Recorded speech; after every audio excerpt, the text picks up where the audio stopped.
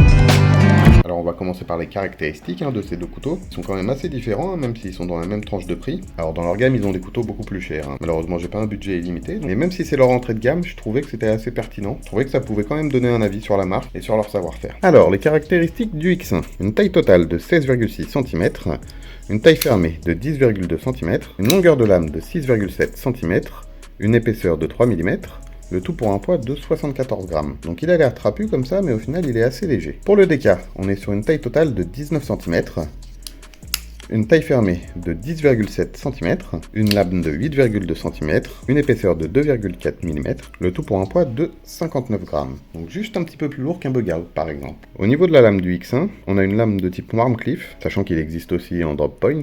L'acier c'est du CPM 154 à 59 HRC, avec une finition stonewash qui est très réussie. Alors que sur le DK, on est sur une très belle lame aussi, mais totalement dans un autre style. Au niveau de l'acier, on est sur du CPM Mania Cut, avec une dureté entre 60 et 62 HRC. Sur ce modèle, on a une finition en céracote noire, donc normalement aucun problème sur la longévité, c'est fait pour les armes à feu le céracote à la base, et d'ailleurs on voit avec tout ce que j'ai pu faire avec, il n'y a vraiment aucune marque. L'effet mat que ça donne est vraiment canon, et ça aurait été encore mieux sans les marquages. Bon ça va encore, ils sont pas trop imposants contrairement à certaines autres marques, ils le sont encore moins sur le X1. On les voit à peine avec le stonewash, mais j'aurais vraiment kiffé une lame toute noire. Au niveau des marquages d'ailleurs, on a simplement le nom de la marque, USA, le pays de production, le modèle, DK, et de l'autre côté, le nom du designer et le nom de l'acier. Au niveau des manches, on a deux philosophies bien différentes. Sur le X1, on a un manche en aluminium. On sent que c'est compact, que c'est solide, mais malgré ça, ça reste très léger. Et au niveau du DK, par contre, on est sur un manche en polymère, c'est du plastique, tout simplement. Sans platine complète à l'intérieur, on en a vraiment que au niveau du pivot et du système de lock. Je sais pas si on voit très bien sur ces images. Ça explique son poids plume malgré sa taille, d'où ma comparaison au bug out juste avant. Sur les deux, les vis sont apparentes, mais très bien fondues dans le manche. Ils sont assez ergonomiques, les deux vraiment, on peut poser sa main sans problème. Après, on y reviendra plus tard, mais au niveau du X1, on est vraiment très juste au niveau de la taille. Moi qui ai des petites mains, j'arrive à poser les 4. Et encore, vu que le bout du manche est très fin, il a tendance à se balader et je suis pas forcément à l'aise quand j'ai vraiment besoin de serrer. Alors que le DK, on est vraiment parfait. Sur les deux, on a quand même du grip, malgré la matière, grâce aux rainures sur les deux côtés du manche. Ils ont tous les deux un clip réversible, mais seul celui du DK offre un port vraiment discret. Celui du X1 par contre je le trouve vraiment moche, et vraiment pas discret pour le coup. Ce qui est dommage au niveau du DK, c'est que les vis du clip ressortent un petit peu. Donc ça a tendance à s'accrocher à la poche. C'est qu'un petit détail, mais bon, maintenant la plupart des marques font attention à ça. Les grandes différences entre ces deux couteaux, c'est également leur système d'ouverture et leur système de verrouillage. Des systèmes de verrouillage d'ailleurs très populaires en ce moment pour les deux, et du coup je trouvais ça parfait pour la présentation du savoir-faire de la marque. Côté X1, on retrouve un flipper, qui marche très bien. Bon, après, il est assez imposant, je trouve, hein, par rapport à la taille du couteau. On va vraiment dire que ce soit très discret, hein, dans le même esprit que le clip. Mais en tout cas, il suffit de pousser, ça s'ouvre tout de suite grâce à l'ouverture assistée. Donc c'est pas un automatique, hein, mais il y a une ouverture assistée. Il suffit d'appuyer un petit peu et puis il fait le reste. Mais ça marche pas toujours. C'était pas volontaire, mais je voulais vous le montrer.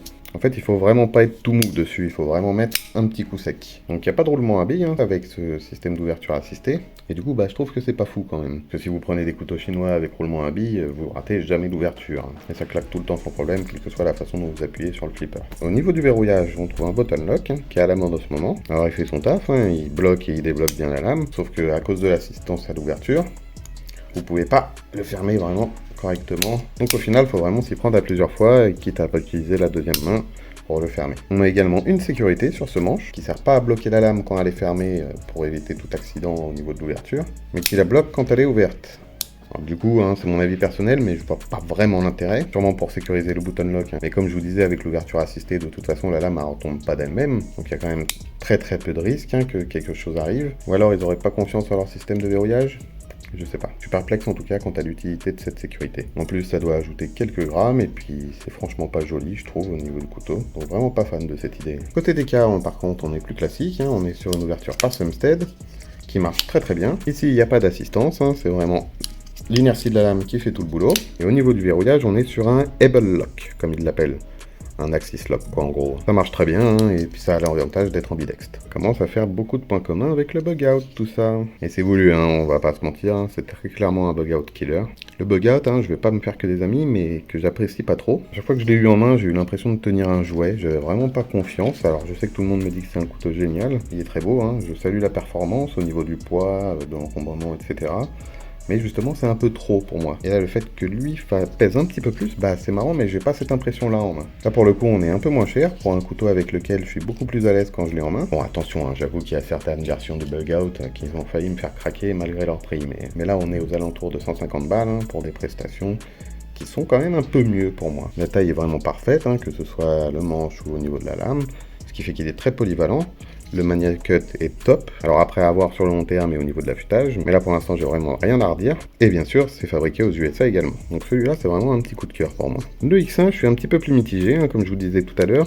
La prise en main je suis pas forcément aussi à l'aise. La taille je trouve est un peu bâtarde. Hein. Pour ceux qui ont des petits doigts, alors ça peut faire un 4 doigts. Par contre pour ceux qui ont des pattes d'ours, hein, vous en mettez que 3. Et puis comme je le disais tout à l'heure, dans certaines positions vraiment, quand j'essaye de serrer, j'ai l'impression de rien serrer avec le petit doigt, ce qui fait que j'ai tendance à le balader et je suis pas forcément très à l'aise, notamment pendant les travaux de force. Ce qui est dommage, hein, parce qu'on sent qu'il peut encaisser, ça y a pas de souci. Ce qui le dessert un petit peu aussi sur cette version-là, mais là c'est mon choix, c'est la forme de la lame, qui réduit quand même un petit peu sa polyvalence par rapport à la drop point. Mais bon, ça reste quand même une très bonne lame, hein, et elle fera la plupart des travaux quotidiens très bien. Et même pour la défense, hein, je pense que ça fait largement le boulot, même si je suis pas un expert. En tout cas pour les deux, les finitions sont au rendez-vous, hein, tout est parfaitement ajusté, les lames sont parfaitement centrées. On l'a vu, quelques petits ratés pour le X1 à mon goût, notamment pour l'ouverture, c'est vraiment dommage. Et le manche qui est pas forcément adapté à tout le monde, ça reste quand même un assez bon couteau de poche, hein, qui fera le taf au quotidien. Mais aux alentours de 150-170 euros selon les sites, pour moi ça fait un petit peu cher hein, pour ces prestations. Par contre le DK, ça me dérange beaucoup moins de mettre 150 balles dedans. Vraiment un couteau top, hein, super polyvalent. Dur de lui trouver des défauts, hein, c'est pour ça que j'ai souligné pour les petites vis du clip. Mais à part ça, honnêtement, rien ne lui reprocher. Et pour ceux qui hésiteraient entre ce DK et le Bug Out par exemple, dans sa version classique, hein, j'entends, pas la version exceptionnelle, on est un petit peu plus en confiance ici,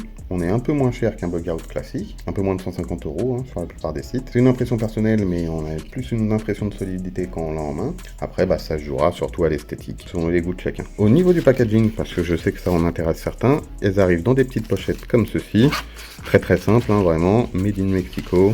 C'est toujours sympa quand on reçoit le couteau avec une petite pochette comme ça quand on veut les stocker, quand on en a beaucoup. Du coup, avec ces deux couteaux, que dire sur la marque Hog? Tout simplement que c'est une des rares manufacturières d'armes à feu qui a fait de la fabrication de couteaux vraiment un de ses métiers, et ça se voit, la qualité est vraiment au rendez-vous, et les tarifs sont vraiment pas abusés, ce qui est très loin d'être le cas pour les autres manufacturières d'armes à feu, ils font vraiment très plaisir, et des fois on se demande pourquoi, mais ça vous le verrez dans les prochaines vidéos. Là pour moi les prix sont justifiés, surtout pour du Made in USA, donc vraiment un petit coup de cœur pour le DK, donc une très bonne surprise pour moi, et donc une très bonne marque. Je vais m'arrêter là pour cette présentation. Dites-moi en commentaire ce que vous avez pensé de ces couteaux et de la marque Hog. Si vous en avez, n'hésitez pas à partager votre expérience. Si la vidéo vous a plu, pensez à me mettre un petit like, à vous abonner si c'est pas déjà fait, ça aide vraiment beaucoup la chaîne. Moi comme d'hab, je vous laisse avec les tests de coupe et des photos sympas des deux couteaux. Et on se revoit très vite pour une prochaine vidéo. Ciao!